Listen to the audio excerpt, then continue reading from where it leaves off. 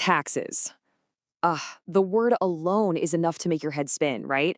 But what if I told you we could break it all down in the simplest way possible? Let's forget the spreadsheets and all the legal jargon for a minute. Today, we're going to the jungle to learn everything we really need to know about taxes from a monkey. All right, so let's meet our hero. This is Monkey. And let me tell you, Monkey is a very, very hard worker. Every single day, he's out on the banana farm putting in the hours. It's honest work, it's tough work. Now, in the jungle economy, they don't use dollars or euros. The currency is leaves. For all that backbreaking work, Monkey gets paid in these crisp green leaves. This is his income, right? His salary. So at the end of a long week, Monkey has officially earned himself a respectable 100 leaves. He's not exactly rolling in it, but hey, he's happy. He earned every single one. But wait, hang on a second. When payday actually comes, Monkey counts his stack and he only has 80 leaves in his hand. He earned 100, but he only received 80. Something here is definitely not adding up. And that right there is the big question, isn't it? It's the whole reason we're here. Where on earth did those missing 20 leaves just vanish? Well, the monkey government took them, and that, my friends, is a tax. It's the portion of leaves that all the monkeys have to give to the government, whether they want to or not. As you can probably guess, Monkey is not happy about this. You can just hear him, right? You're taking my leaves? This isn't fair. And it's a feeling a lot of us can relate to.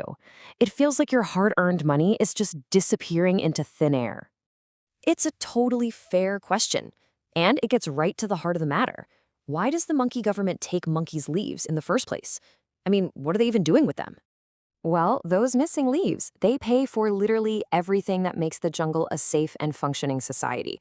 We're talking about roads to get around, hospitals for when you're sick, and schools for all the little monkeys. They pay for police and firefighter monkeys to keep everyone safe, a whole monkey army for defense, and even funding for things like art, science, and get this, space bananas. It also covers the basics like public transport, libraries, and even retirement bananas for the older monkeys. Honestly, without taxes, the jungle would be total chaos. But here's where it gets a little more complicated. It's not as simple as just those 20 leaves from Monkey's paycheck. Oh no. The government has found many, many different ways to collect the leaves it needs.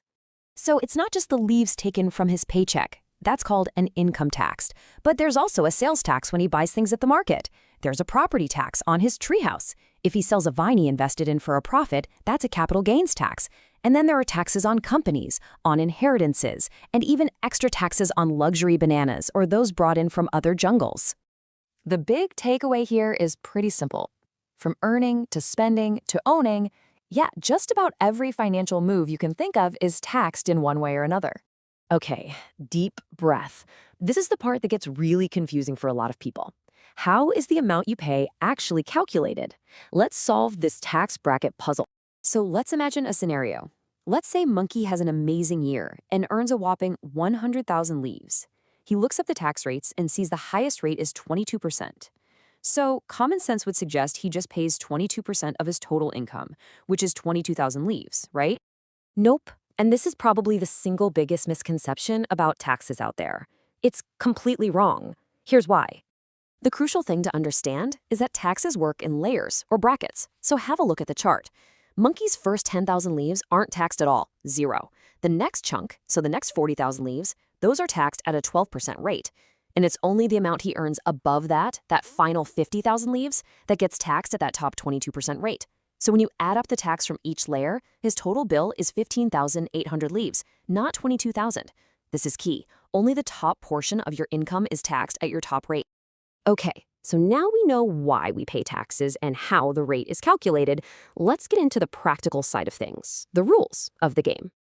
A key rule you need to know about is deductions. You can subtract the cost of certain work-related expenses to lower your taxable income. So things like work tools, uniforms, or education to get better at your job are usually okay. But your daily banana smoothie or that new TV for the treehouse? Yeah, nice try, Monkey. Those definitely don't. And what if Monkey decides, you know what, I'm just not going to pay? Well, the consequences get serious, and they get serious fast.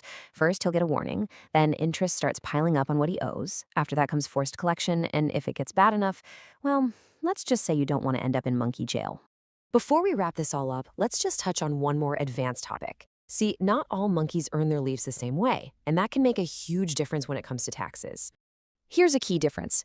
Many of the wealthiest monkeys don't just have a job.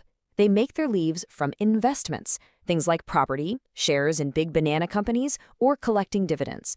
And here's the secret. In many systems, the income from these investments is often taxed at a lower rate than the income you get from actually working a 9-to-5 job. Which, of course, leads to a very simple but also a very, very complicated one-word question. Is that fair? And the honest answer to that is, well, that's a massive debate and a topic for a whole other explainer. So, what's the big takeaway from all this? We'll leave you with a little bit of jungle wisdom. There are 3 things in life that are pretty much guaranteed: death, taxes, and for our friend here, bananas. They're a fundamental part of how our world works, and hopefully now they're just a little less mysterious.